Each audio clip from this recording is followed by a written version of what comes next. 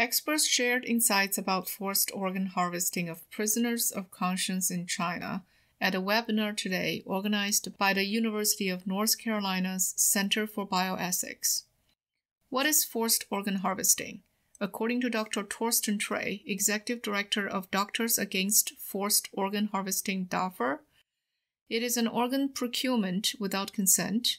The so-called organ donor is killed in the process, and it is typically state-sponsored if it's done on a large scale. In other words, state-sponsored killing on demand.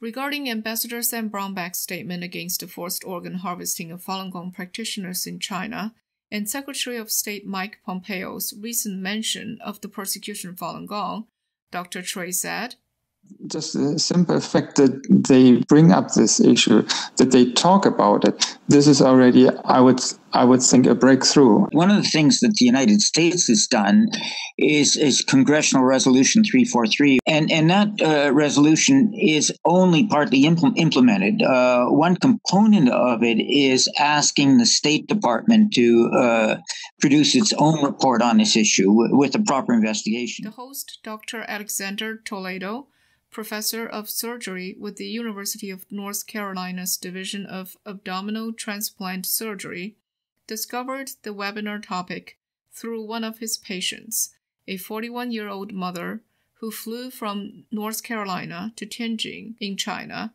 and obtained a liver transplant there.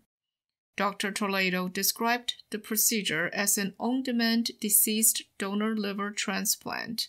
The patient's family knew nothing about the organ donor except that the person was young and healthy.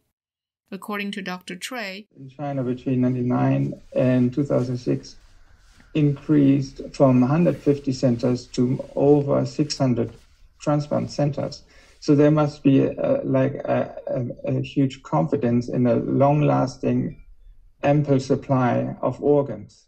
While it takes a long time, for example, on average nearly 2,000 days in the U.S. to wait for a matching kidney in 2006, China's average is 14 days.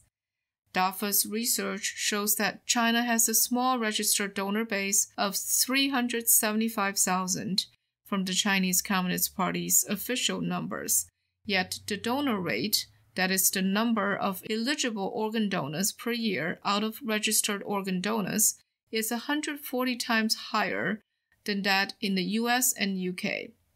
The statistics point to a live organ bank and killing on demand, and prisoners of conscience experience with comprehensive health exams in prison seem to complete the puzzle. Falun Gong practitioner Winston Liu used to be a member of China's academic elite. In 1999, the year the persecution of Falun Gong began, he was a PhD candidate in the Department of Thermal Engineering at China's prestigious Tsinghua University. His dream career was to become a professor. He enjoyed a life reading and thinking in a library. Never did he expect that he would be thrown into prison. He was driven to the verge of mental breakdown, had to divorce his wife, all for one reason: he refused to give up his belief in Falun Gong. In July 2002, Liu and the rest of the Falun Gong practitioners in the same jail, about 40 of them, were taken to the hospital affiliated with the prison.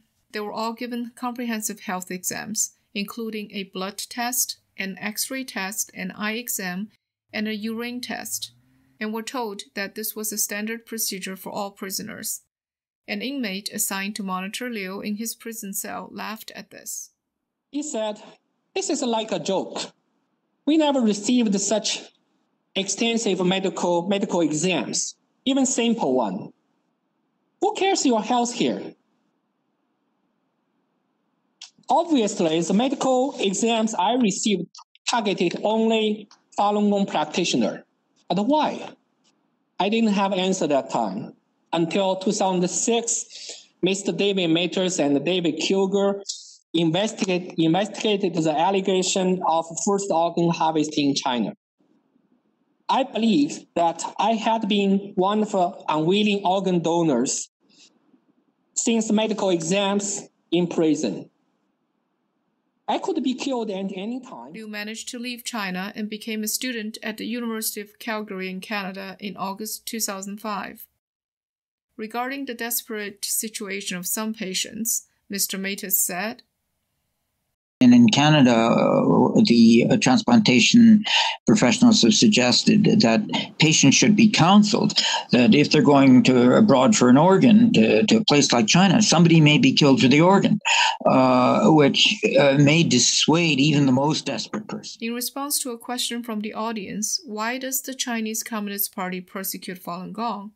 Liu quoted a 2017 report from the Freedom House and said that Falun Gong's popularity and the ideological competition perceived by the then head of the CCP, Jiang Zemin, were the main drivers of the persecution launched in July 1999.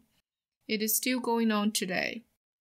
Dr. Trey analyzed the motives of various players in forced organ harvesting. The financial incentives for the doctors, hospitals, and prison guards are a lot, but not for the government. He warned that the Chinese Communist government's main motive is to delegate the unpopular process of executing prisoners of conscience to the medical profession.